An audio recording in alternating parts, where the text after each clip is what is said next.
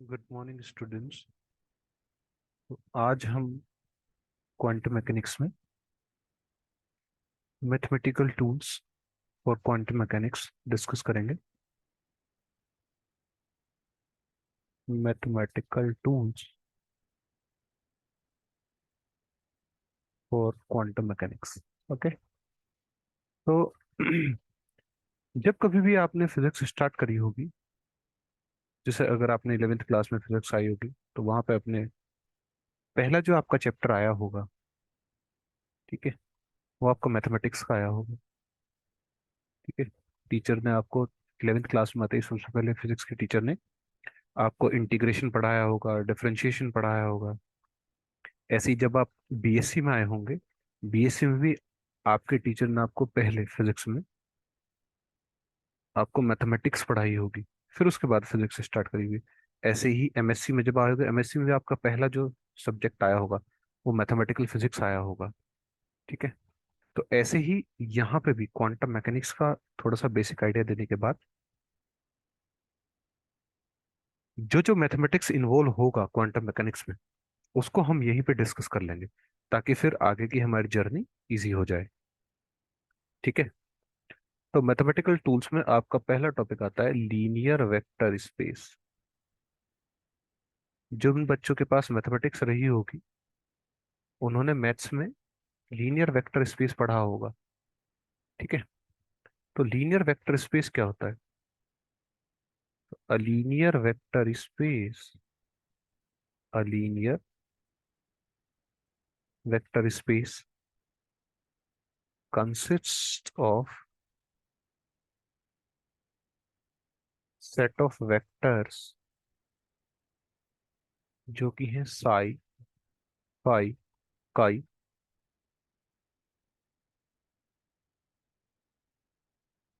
And set of scalars A B C, and it satisfies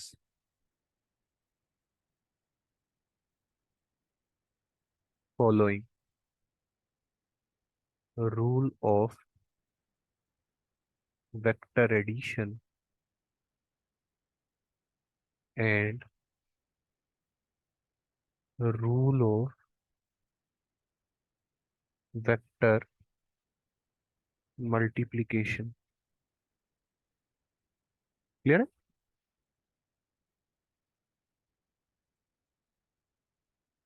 तो पहला rule है vector addition का।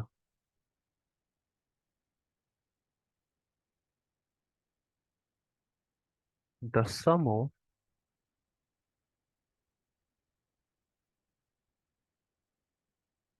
Any two,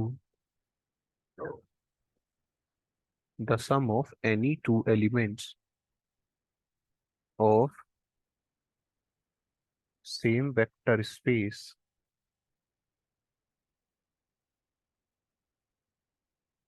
must be the element of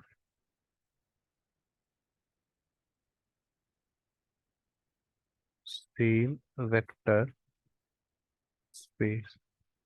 देखो ये क्या कर रहा है, लीनियर वेक्टर स्पेस ना। ठीक है।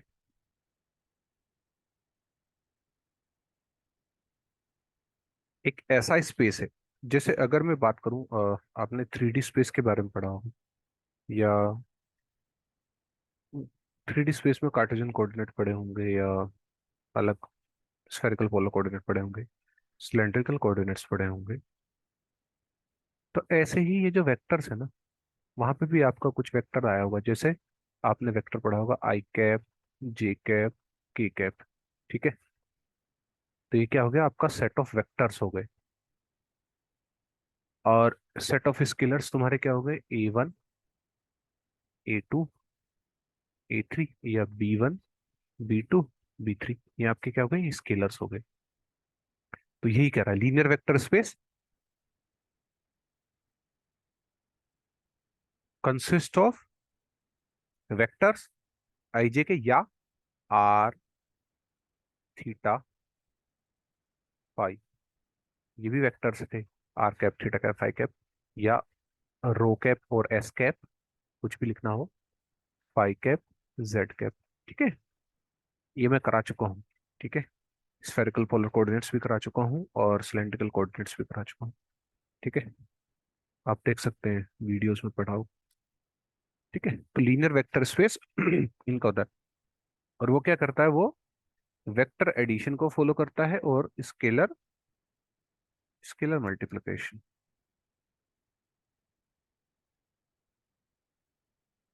स्केलर मल्टीप्लिकेशन को। ठीक है,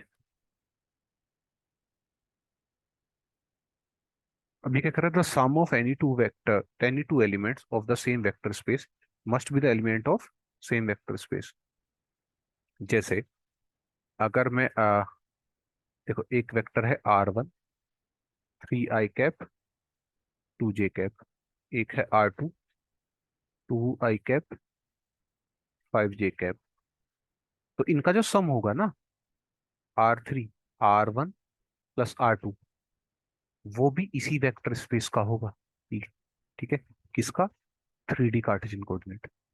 अगर मैं R1 को लिखूं 2 theta cap plus 5 phi cap, और R2 को लिखूं 3 theta cap plus 7 phi cap, तो R3 जो होगा R1 प्लस R2, वो भी आपका इसी वेक्टर स्पेस का होगा। इस तरह के फॉलो करना, समझ में आया? तो एडिशन का मतलब ये था। ठीक है,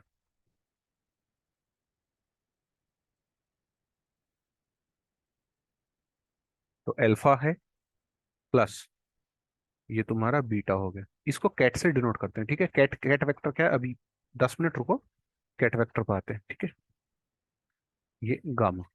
ठीक है, तो ये जो गामा है ना, वो उसी वेक्टर स्पेस का होगा जिसका अल्फा और बीटा है। क्लियर?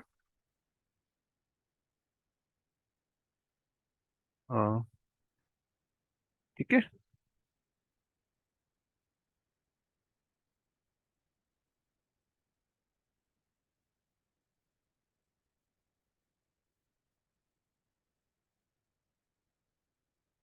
तो सेकंड है आपका एडिशन हो गया। उसके बाद आपका आता है कॉम्यूटेटिविटी। ठीक है,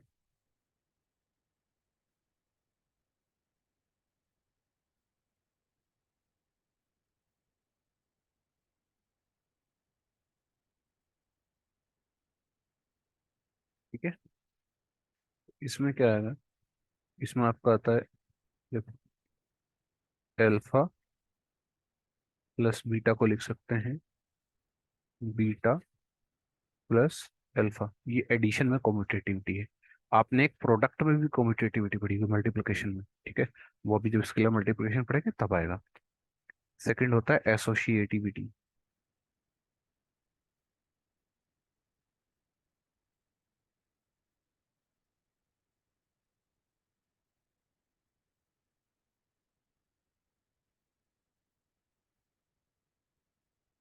में आपका है alpha plus beta plus gamma. तो इसको लिख सकते हैं अल्फा प्लस बीटा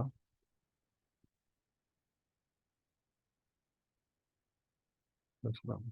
ठीक है, ये आपकी एसोसिएटिविटी की प्रॉपर्टी होगी। फिर आपका आता है,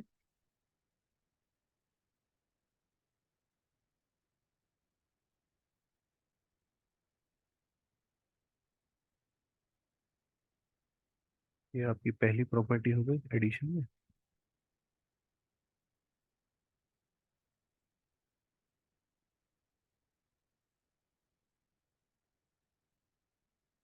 थर्ड आपका एग्जिस्टेंस ऑफ जीरो और न्यूट्रल वेक्टर, या नल वेक्टर भी बोलते हैं। ठीक है, तो इसमें क्या होगा, for each vector psi there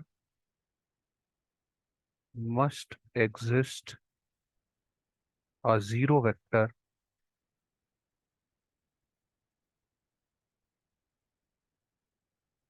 such that 0 plus psi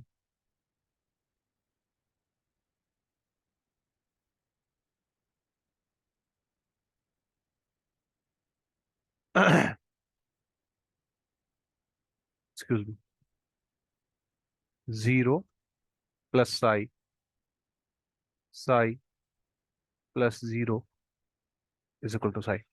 मतलब उस वेक्टर में साई को ऐड करो या साई में उस वेक्टर को ऐड करो, साई पे कोई चेंज नहीं आएगा, साई एज इट इज रहेगा। फोर्थ है आपका existence of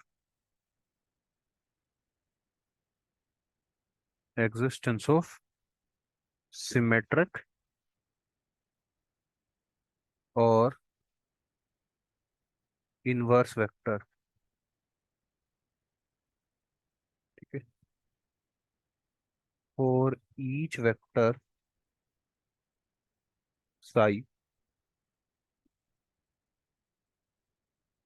their must exist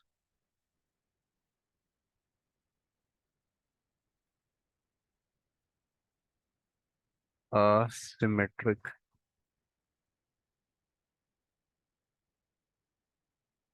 symmetric vector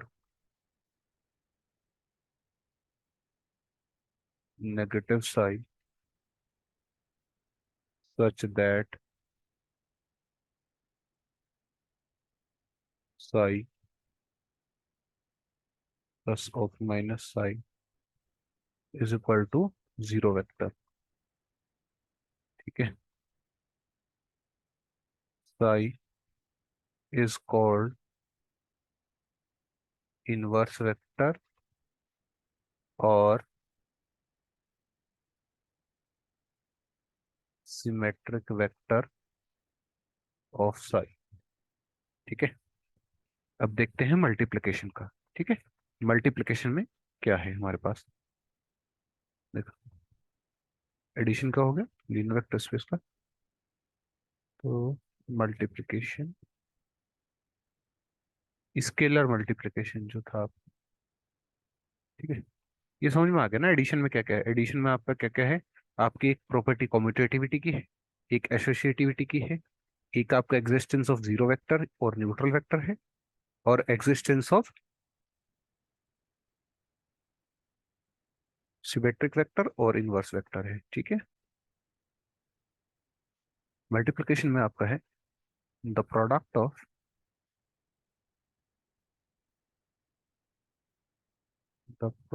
of a scalar with a vector gives another vector of a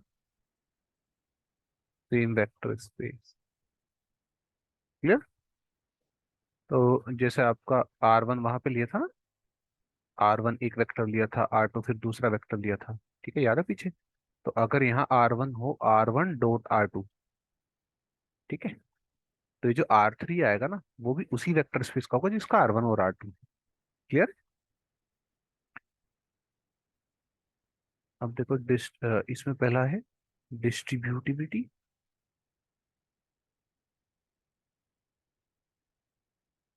with respect to addition. इसमें आपका आएगा A+B vector psi, A psi, B psi, और A alpha plus beta is equal to A alpha A beta. Clear? Second है आपका associativity with respect to multiplication.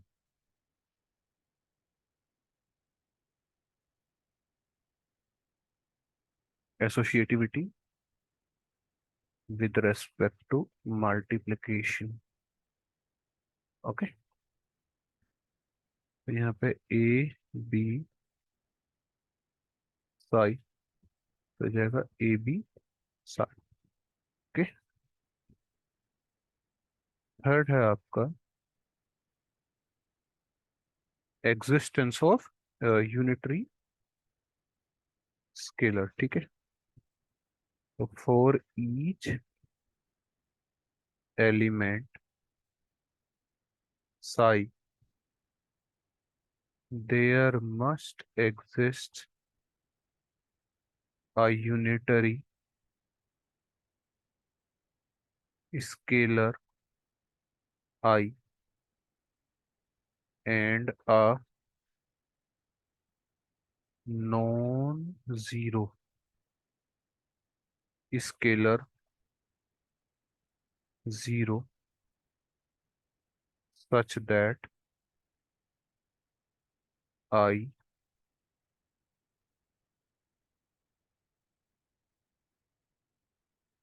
is equal to psi। और zero, ये ब्रा vector है, ये cat vector है, ब्रा vector. अभी बस 5 मिनट का वेट करो, ठीक है। ब्रा और कैट वेक्टर क्या है अभी बताता हूँ, ठीक है। तो ठीक है,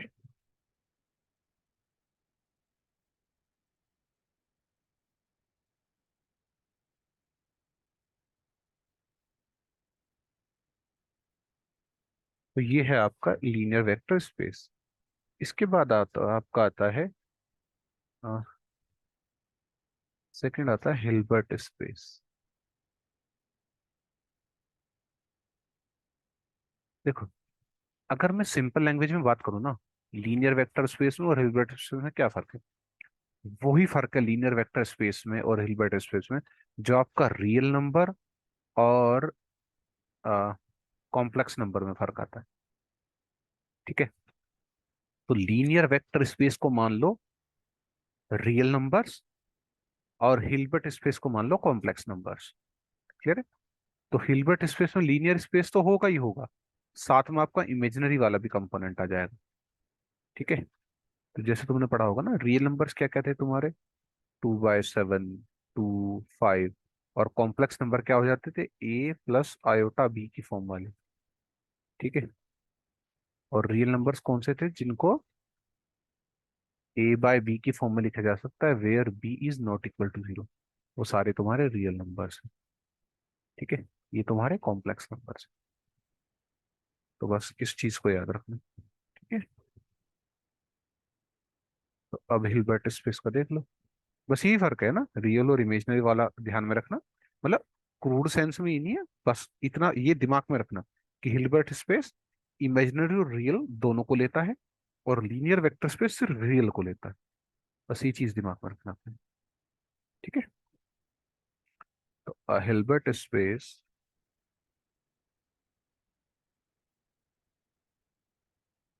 is a complex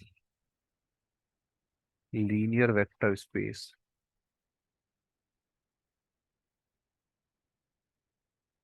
of countable infinite dimensions such that all infinite series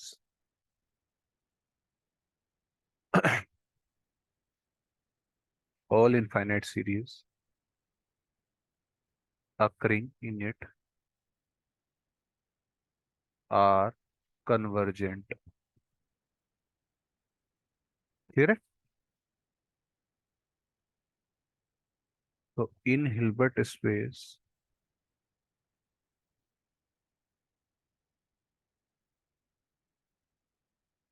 the state vector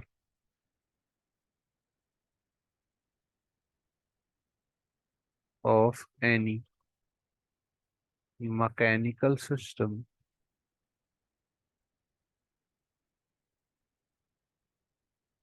mechanical system is represented by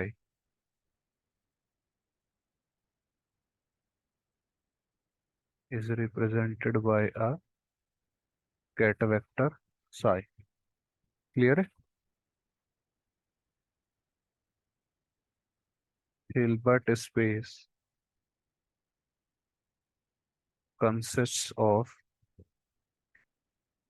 a set of vectors psi, phi, chi and scalars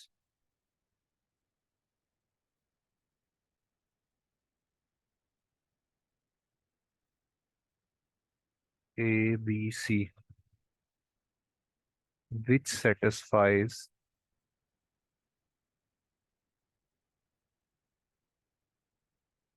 four properties. पहली है Hilbert space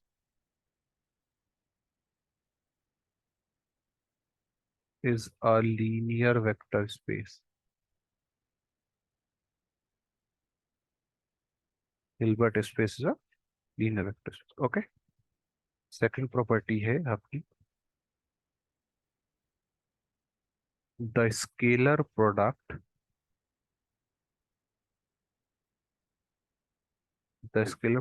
of an element phi is in general a complex number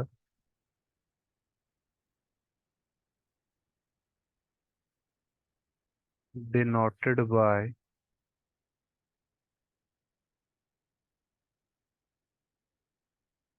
ऐसे denote करते हैं product को, ठीक है, where psi phi is complex. ये product in general complex है। देखो ए भी तो कॉम्प्लेक्स नंबर है, इसमें क्या है ए प्लस जीरो आयोटा लिख सकते हैं इसको, तो इस तरीके से, ठीक है। तो साई फाई और इसको लिख सकते हैं साई स्टार फाई। ऐसे ही अगर फाई साई लिखा हुआ है तो इसको लिख देंगे,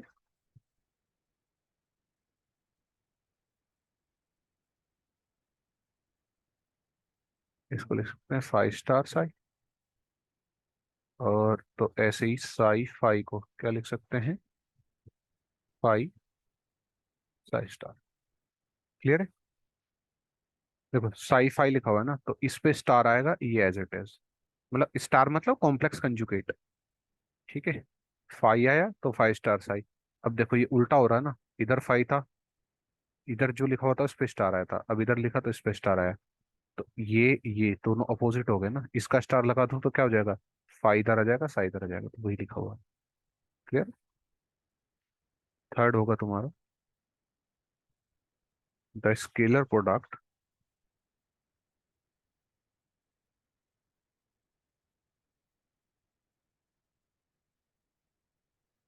of phi with psi is linear with respect to the second factor if a psi 1 plus b psi 2 is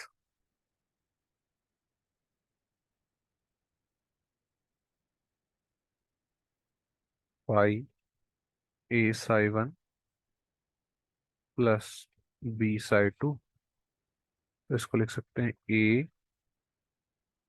phi psi 1 b phi psi 2 and antilinear with respect to first factor if phi is a phi 1 b phi 2। अगर phi को पहले लिखा, जैसे ये sci fi लिखा हुआ है ना, तो फर्स्ट फैक्टर के रिस्पेक्ट में लीनियर होगा और सेकंड फैक्टर के रिस्पेक्ट में एंटी लीनियर होगा। इसको फर्स्ट फैक्टर बोल रहे हैं, इसको सेकंड फैक्टर बोल रहे हैं, ठीक है। तो ये आपका आ जाएगा, लिख दो ए फाइव वन करके, यहाँ पे A five one plus B five two और यहाँ पे साई।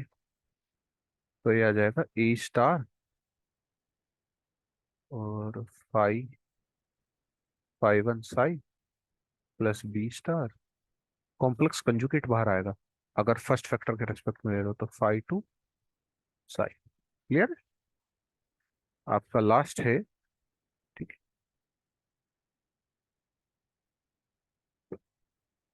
लास्ट आएगा आपका fourth property, the scalar product,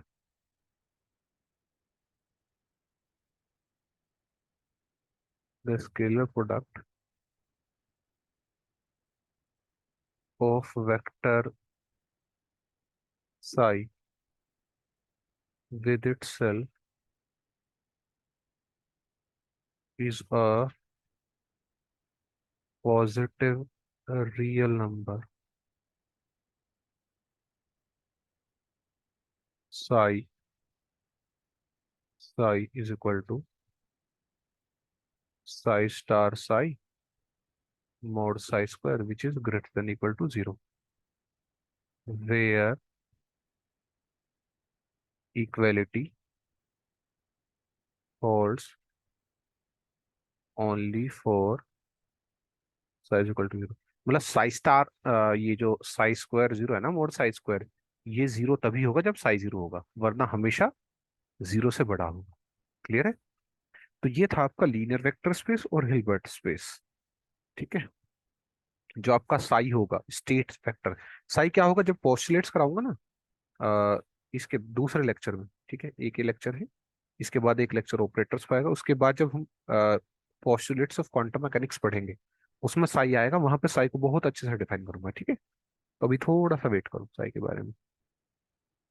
तो अभी आपका आएगा नेक्स्ट टॉपिक है हमारा dimensions, dimension and bases of vector space.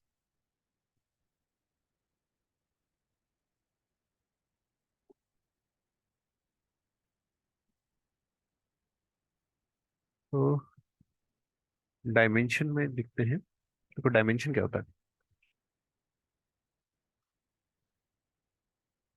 Dimension is defined as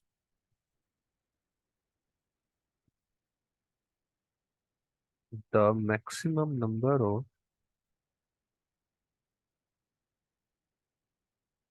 maximum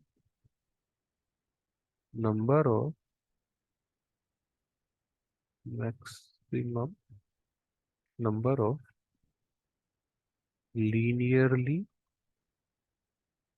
independent vectors। ठीक है, डायमेंशन ये होता है maximum number of linearly independent, जितने वेक्टर्स होंगे उतनी ही डायमेंशन होगी। अब लीनियरली इंडिपेंडेंट वेक्टर्स क्या होते हैं, बस एक मिनट रुको अभी बताता हूँ। If the maximum the maximum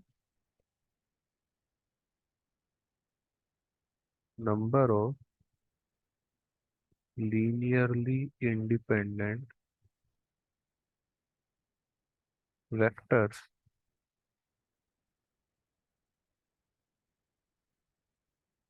a space has is n। ठीक है, किसी स्पेस में, ठीक है, लीनियरली वेक्टर लीनियरली वेक्टर, जो लीनियरली इंडिपेंडेंट वेक्टर है वो n है। ठीक है, तो क्या हो जाएगा, ये phi one, phi two, phi three, phi n, इतने वेक्टर्स होंगे। ठीक है, देन दिस स्पेस, ठीक है, if the linearly independent, if the maximum number of linearly independent vectors in a space has n, ठीक है, then this space is said to be n dimensional space।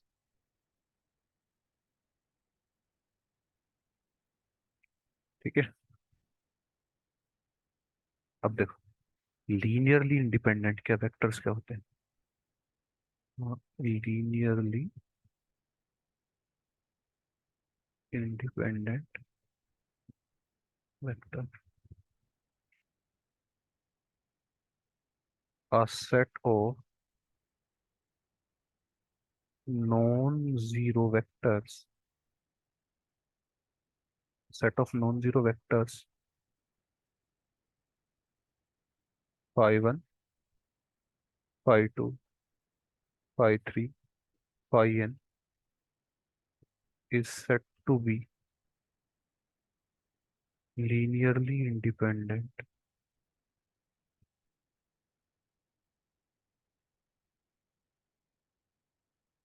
if and only if the solution of the equation is summation ai phi I1 to n is 0, is a1, a2, a3 और an is equal to 0 चलता रहेगा।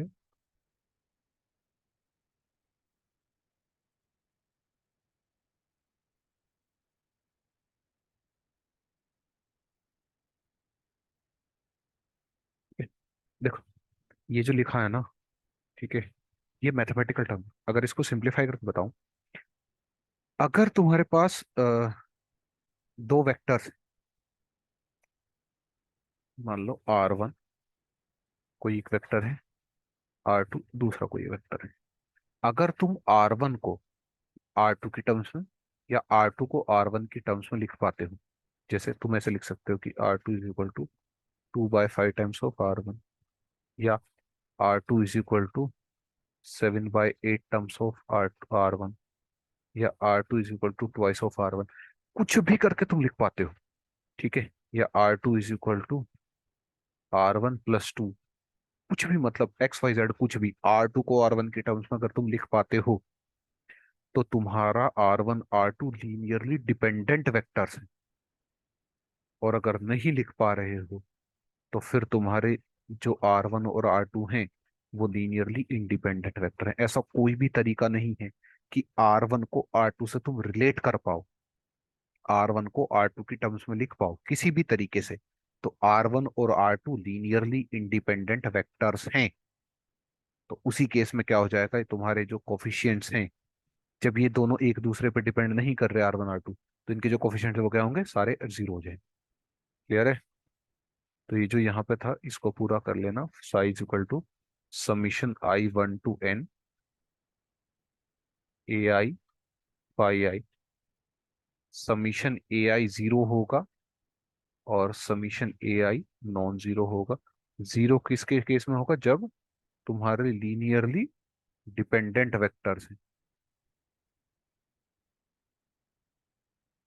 Linearly dependent vectors, और ये है linearly independent vectors.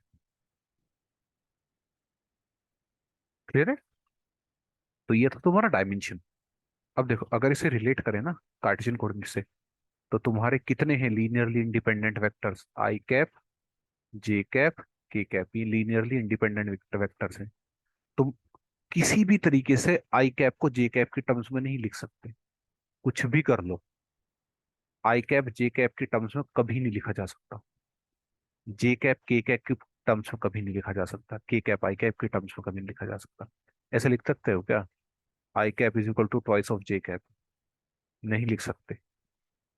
ठीक है, तो कितने हो गए लीनियरली इंडिपेंडेंट वेक्टर्स, तीन। इसीलिए तुम्हारा क्या है, 3 डायमेंशन स्पेस है। क्लियर है? ऐसे ही आर थीटा फाई, ये भी लीनियरली इंडिपेंडेंट वेक्टर्स हैं। इसलिए जितने लीनियरली इंडिपेंडेंट वेक्टर होंगे उतना डायमेंशन। तो तीन लीनियरली इंडिपेंडेंट वेक्टर तो 3 डायमेंशन। क्लियर है? सेकंड देखो बेसिस क्या होता है, अगर डायमेंशन क्लियर होगा। तो कोई पूछे डायमेंशन क्या होता है, number of linearly independent vectors is called dimensions. Okay, तो बेसिस क्या होता है, वो जो आई कैप जे कैप के कैप है वो तुम्हारे बेसिस है। तो ये जो फाई 1 फाई 2 फाई 3 है ये तुम्हारे बेसिस है। Basis of vector space. ठीक है, समझ में आ गया? आई कैप, जे कैप, के कैप। देखो, डायमेंशन क्या है? Number of in linearly independent vectors, जितने नंबर हैं वो डायमेंशन है, और जो वेक्टर हैं वो बेसिस है। क्लियर है? तो वेक्टर क्या है? आई कैप, जे कैप, के कैप। वेक्टर क्या है? 5 1 5 2 5 3 5 n। क्लियर है? तो लिखो बेसिस की definition. A set of maximum linear linearly independent vector,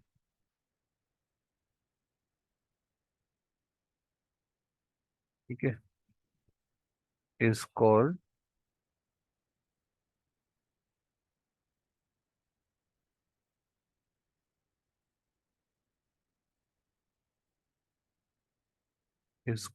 basis of vector space. Clear है? ठीक है। अब इसको डिनोट करते हैं, बेसिस वेक्टर को डिनोट करते हैं फाई आई। ये तुम्हारा ब्रा वेक्टर की फॉर्म हो गई, और अगर इसको कैट वेक्टर में लिखना है तो फाई आई। क्लियर है? ऐसे डिनोट करते हैं इसको। और ऑर्थोनॉर्मल बेसिस लेते हैं। ऑर्थोनॉर्मल अभी समझाऊंगा। ठीक है। अ, उसके बाद तुम्हारा एक टर्म आता है कंप्लीट बेसिस। कंप्लीट बेसिस मतलब होता है a basis is said to be complete basis if there is no need to introduce an additional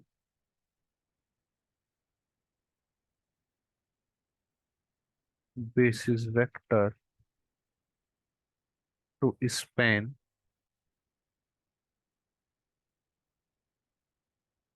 complete space, that is to represent entire space। ठीक है? अगर किसी एंटायर स्पेस को represent करने के लिए और कोई वेक्टर नहीं चाहिए तो वो कंप्लीट बेसिस फॉर्म करता है। जैसे 3D कोऑर्डिनेट के लिए आई जे के कंप्लीट बेसिस फॉर्म करते हैं, स्फेरिकल पोलर कोऑर्डिनेट के लिए R theta phi complete basis form करते हैं। क्लियर है? तो अब नेक्स्ट है तुम्हारा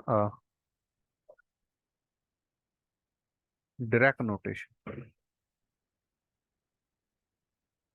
जो तुम्हारा साई है, स्टेट वेक्टर, उसको डायरेक्ट नोटेशन में कैसे रिप्रेजेंट करते हैं। ओके, वो देखेंगे हम।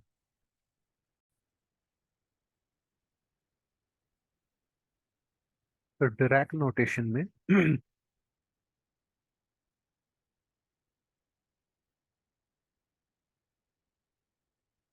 तो जो तुम्हारा साई है उसको डायरेक्ट नोटेशन में कैसे लिख सकते हैं? तो मैंने बताया था पहले ही, एक तो आपका कैटा वेक्टर है और एक ब्रा वेक्टर है। तो state vector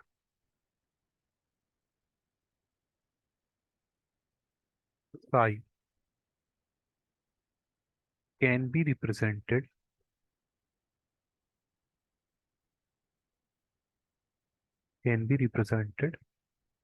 in different bases by the means of function expansion।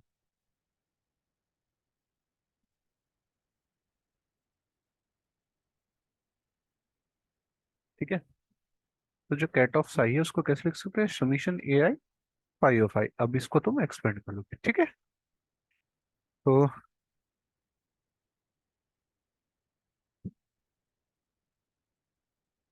ठीक है।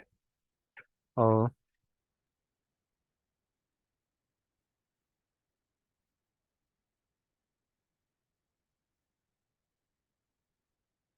So the physical state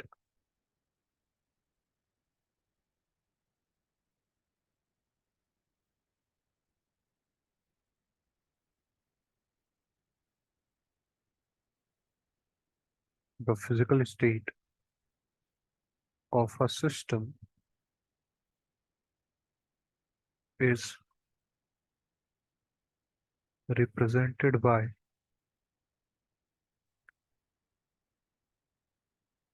element of elements of a Hilbert space। ठीक है।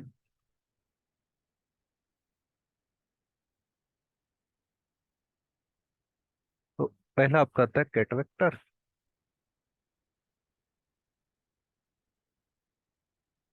State vector.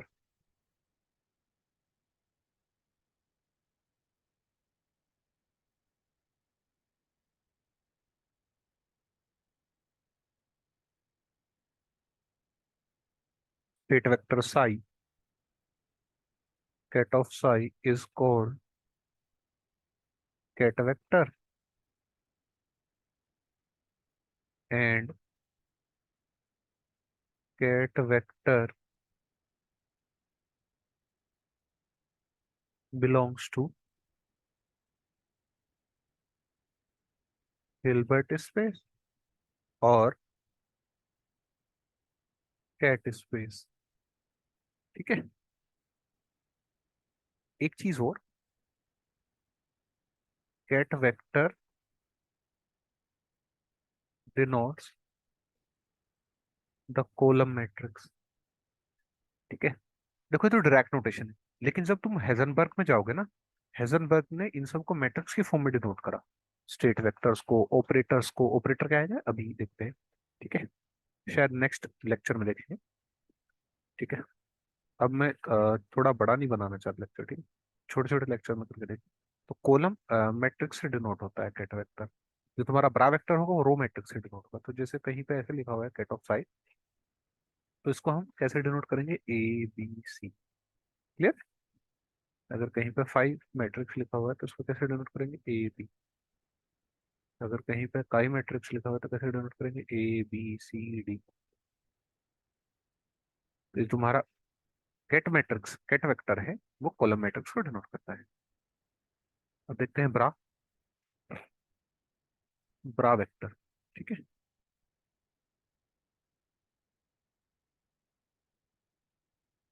तो state vector Sai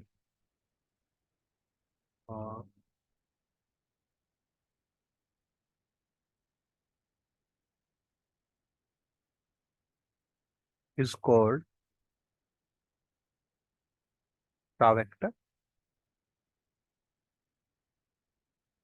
for every ket vector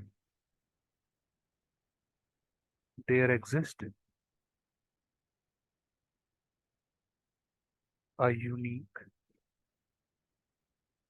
bra vector and vice versa। Bra vector also belongs to Hilbert space। Okay. और properties लिख लो एक तो इससे related. पहली property है तुम्हारी ए साई बी फाई। इसको लिख सकते हैं कन्वर्ट करके, दोनों साइड कन्वर्ट हो सकता है ना।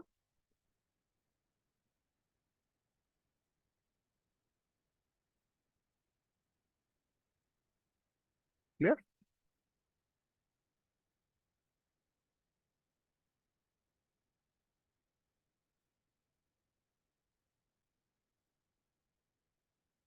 और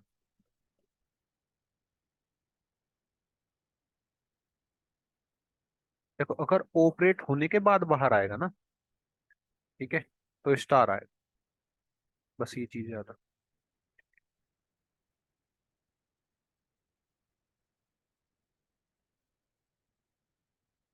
जब क्वेश्चन करेगा ना तब चीजें और ज्यादा अच्छे से क्लियर हो जाएंगी, ठीक है। एक आता है फिर स्वार्ट्स इनइक्वालिटी।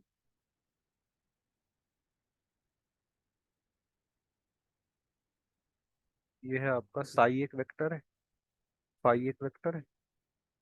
क्लियर है।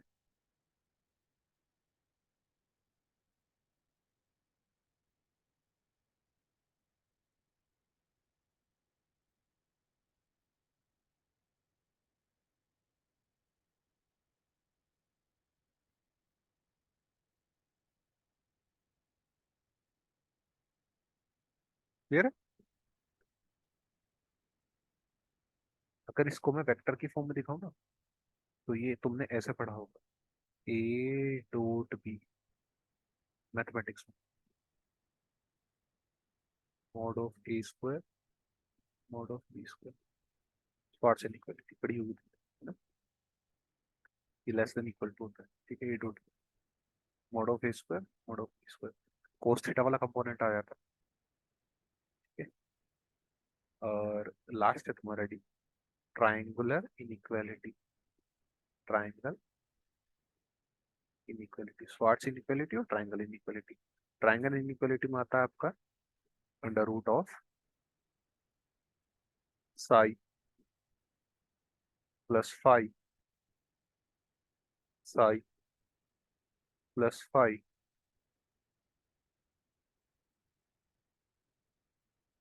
Is less than equal to under root psi psi plus under root five five. Clear है। ये भी पढ़ा होगा तुमने, ऐसे पढ़ा होगा, under root A plus B का mod square less than equal to A mod square under root plus B mod square under. हाँ, ये पढ़ा, ठीक है। तो ये तुम्हारी प्रॉपर्टीज हो गई।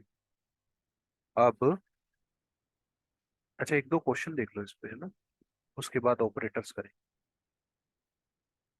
तुम्हारे पास है एक तुम्हारे पास है vector Sai.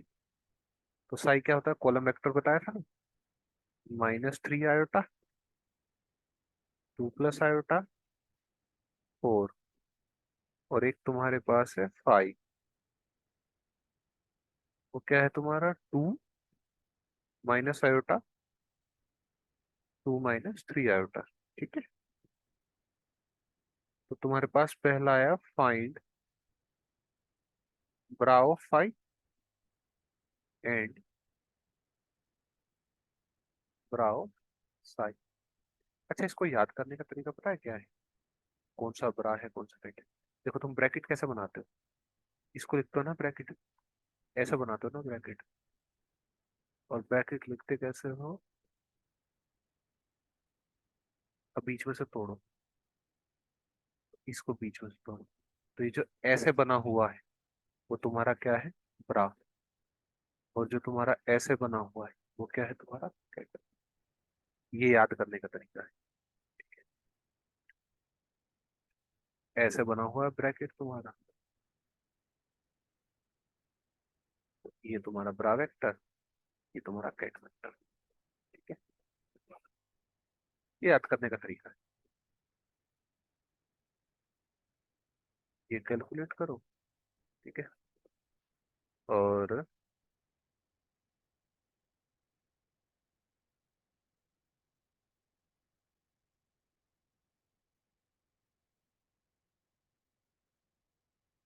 y is not possible. ये प्रोडक्ट ये पॉसिबल है, ये क्यों नहीं पॉसिबल।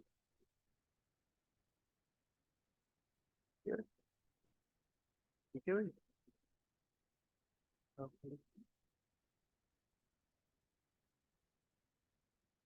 पहला दिन तुम्हारे पास साई गिवन है -3 आयोटा 2 + आयोटा 4। अब इसका ब्रा निकालना है तो क्या करेंगे, रो मैट्रिक्स को कॉलम मैट्रिक्स बनाओ और कॉम्प्लेक्स कंजुगेट लो। रो मैट्रिक्स बनेगी तो -3 आयोटा का +3 आयोटा 2 + आयोटा का 2 - आयोटा और 4 का 4। हो गया। तुम्हारे पास 5 भी है 2 - आयोटा 2 - 3 आयोटा। तो ब्रैकेट कर लेंगे 2 का 2 -आयोटा का +आयोटा 2 - 3 आयोटा का 2 + 3 आयोटा। सेकंड है तुम्हारे पास गेट ऑफ 5, इसको लिखो मतलब ब्रा ऑफ 5। ब्रा ऑफ 5 लिखो पहले 2 आयोटा 2 + 3 आयोटा और फिर क्या लिखो, गेट ऑफ साई लिखो, ये लिखो -3 आयोटा 2 + आयोटा 4। मैट्रिसेस पढ़ी है ना? ठीक है। वैसे अभी मैथमेटिकली क्लास अपलोड करूंगा, वहां पे मैट्रिक्स से ही शुरू करूंगा, ठीक है। तो वहां से देख लेना मैट्रिक्स अगर नहीं आती तो। क्या करेंगे, फर्स्ट रो की फर्स्ट कॉलम ऐसे करेंगे तो 2 की 3 आयोटा से कितना आया, -6 आयोटा प्लस आयोटा की 2 + आयोटा से तो 2 आयोटा प्लस आयोटा स्क्वायर और 2 + 3 आयोटा की 4 से 8 + 12 आयोटा। कितना हो गया देखो, आयोटा स्क्वायर -1 8 तो 7, 2 आयोटा प्लस 12 14 आयोटा -6 आयोटा। कितना हो गया 14 - 6 8 आयोटा, 7 - 8 आयोटा। तो ये क्या है, एक नंबर है। तो हमेशा याद रखना, मुझे बताया था ना साई साई स्टार, ये हमेशा ग्रेटर देन इक्वल टू 0 आएगा, वही आ रहा है। तो ये भी हमेशा ग्रेटर देन इक्वल टू 0 आएगा। याद रखना, ये प्रोडक्ट हमेशा नंबर आएगा। जो प्रोडक्ट हो ना एक ब्रा की और एक कैट की, हमेशा नंबर आएगा। और अगर तुम कैलकुलेट करके देखना, अगर इसको कैलकुलेट करोगे ये हमेशा एक मैट्रिक्स आएगा, कैलकुलेट करके देखिए। जैसे ये करा ना अभी, ऐसे ही कैलकुलेट करके देना। ये क्या है तुम्हारे कैट वेक्टर है, ये क्या है तुम्हारा ब्रा वेक्टर है। तो पहले कैट लिखो फिर ब्रा लिखो तो मैट्रिक्स आएगा, पहले ब्रा लिखो फिर कैट लिखो तो तुम्हारा एक नंबर आएगा, ठीक है। अब ये पॉसिबल क्यों नहीं है वो देख लेते हैं। थर्ड देखो, तो ये क्या है कैट वेक्टर, लिखो कैट वेक्टर -3 आयोटा 2 + आयोटा 4। फिर क्या लिखो, फिर कैट वेक्टर लिखो 2 - आयोटा 2 - 3 आयोटा। ये प्रोडक्ट पॉसिबल ही नहीं है मैट्रिसेस, ठीक है। दो कॉलम मैट्रिक्स की या दो रो मैट्रिक्स की प्रोडक्ट हो ही नहीं सकती, ठीक है।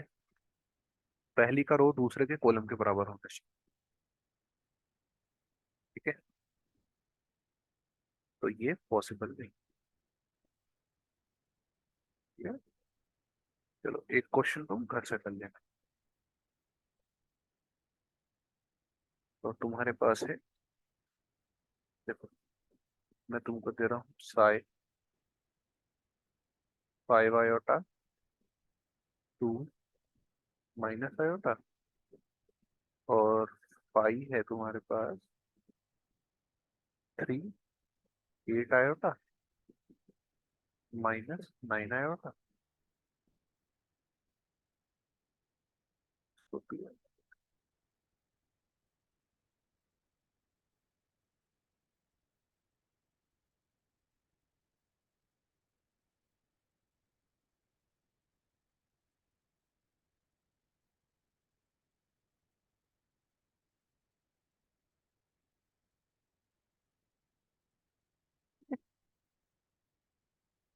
तो पहला है कैलकुलेट या फाइंड, कैलकुलेट। इसका मतलब होता है इसका कंजुगेट, तो इसका कंजुगेट क्या आएगा, ब्रा आ जाएगा, ठीक है। सेकेंड ये फाइंड करते हैं।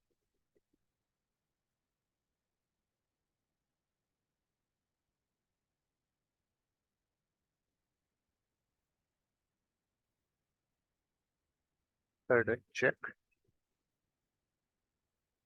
Weather psi is normalised.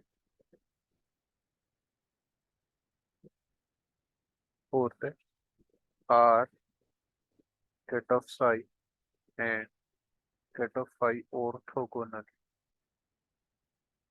ऑर्थोगोनल के लिए क्या करना, तुम ये कर लेना, अगर ये जीरो आ रहा है तो ऑर्थोगोनल है, अगर नहीं आ रहा तो नहीं। नॉर्मलाइज के केस में ये वन आ रहा है, अगर वन आ रहा है तो नॉर्मलाइज है, नहीं आ रहा तो नहीं। क्लियर।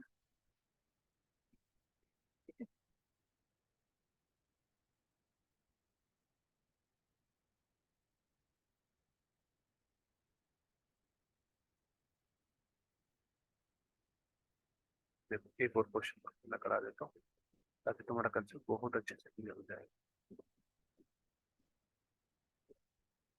थर्ड क्वेश्चन, तुम्हारे पास कट ऑफ साइज दिया होगा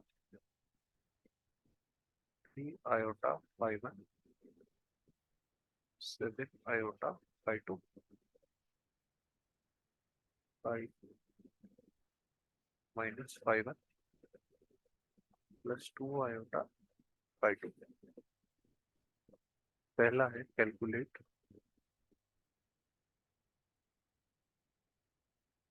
Sai plus chi and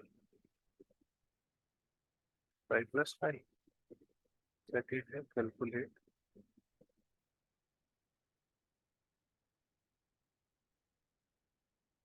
and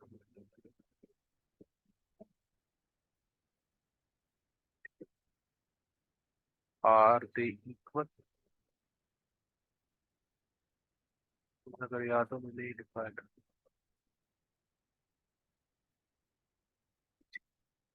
वो देखना मैंने कुछ लिखा था यहाँ पे अगर, तो वो यहाँ से तुम्हारा कंफर्म हो जाएगा। ठीक है, तो साई एंड काई satisfy Schwarz inequality and triangle equality। ठीक है, तो देखो पहला देखते हैं, ये कैलकुलेट करते हैं। Sai plus 3 iota 5 1 -7 iota 5 plus 5 1 2 iota 5। देखो इसको लिख सकते हैं हम 1 -1 +3 आयोटा 5 1 और -5 आयोटा 5 2। क्लियर है। अब अगर उल्टा करें, इसको ब्रा करो, इसका अगर जब मैं ब्रा लूंगा तो ये क्या आ जाएगा, -3 आयोटा 5 1 +7 आयोटा 5 2। 5 लूंगा -5 1, ये तो ऐसे ही रहेगा, ये जाएगा -2 आयोटा।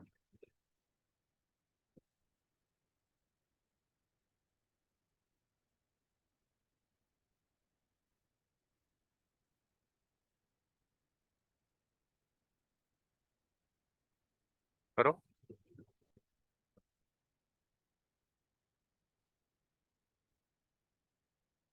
इसको जब तुम करोगे ना तो ये तुम्हारा आएगा -1 -3 आयोटा 5 1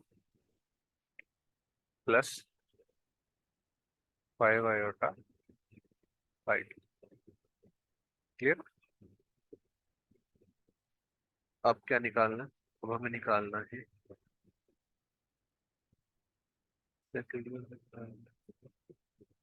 साई का करो मल्टीप्लाई। पहले साई 3 आयोटा, इसका बराबर है तो ये माइनस हो जाएगा 5 1। पहले खुद से करके देखना है ना, और फिर मैच करते रहना। ठीक है, 7 आयोटा 5 2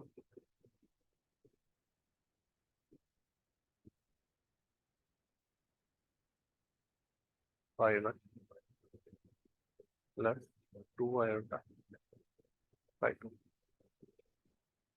करो इसकी 5 1 की 5 1 से, तो minus minus plus 3 iota 5 1 5 1 minus 2 iota -3, तो -6 आयोटा स्क्वायर 5 1 5 2 प्लस 7 माइनस ही आया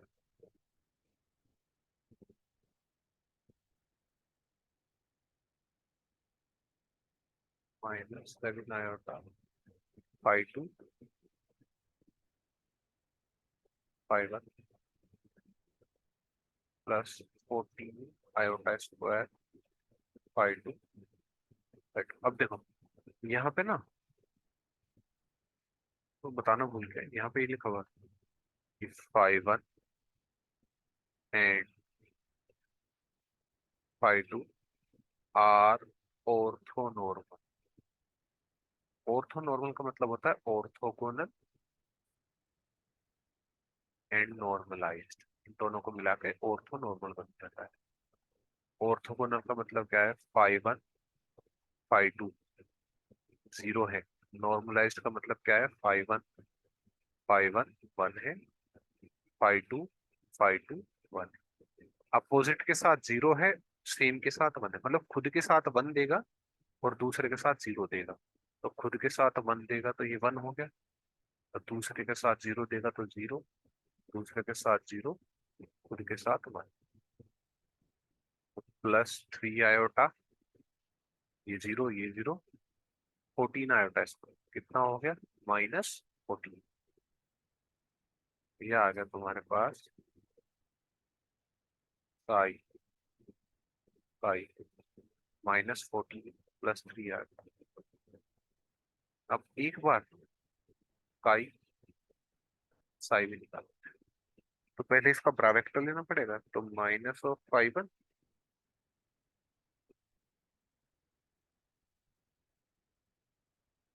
-2 आयोटा,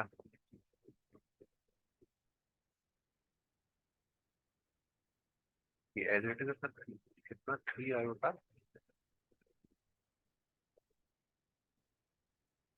5 1 -7 आयोटा 5 2। करो मल्टीप्लाई, -3 आयोटा 5 1 5 1 की 5 1 से 1 देगा। मैं डायरेक्ट लिख रहा हूँ, 5 1 की 5 2 से 0 देगा, नहीं लिखने की जरूरत है। 5 2 की 5 1 से 0 देगा, नहीं लिखने की जरूरत है। माइनस माइनस प्लस, तो प्लस का 14 I स्क्वायर 5 2 5 2, तो -3 आयोटा 5 1 देगा, और 5 1 देगा, -14। तो कितना आ गया, साई ये आ गया तुम्हारा -14 -3 आ गया। चेक करो, ये इसका कॉम्प्लेक्स कंजुगेट है, बताया था। अगर कहीं पे ऐसे लिखा हुआ है साई काई, और इसको बदलना है काई साई करना है, तो इसका कॉम्प्लेक्स कंजुगेट किया जाएगा।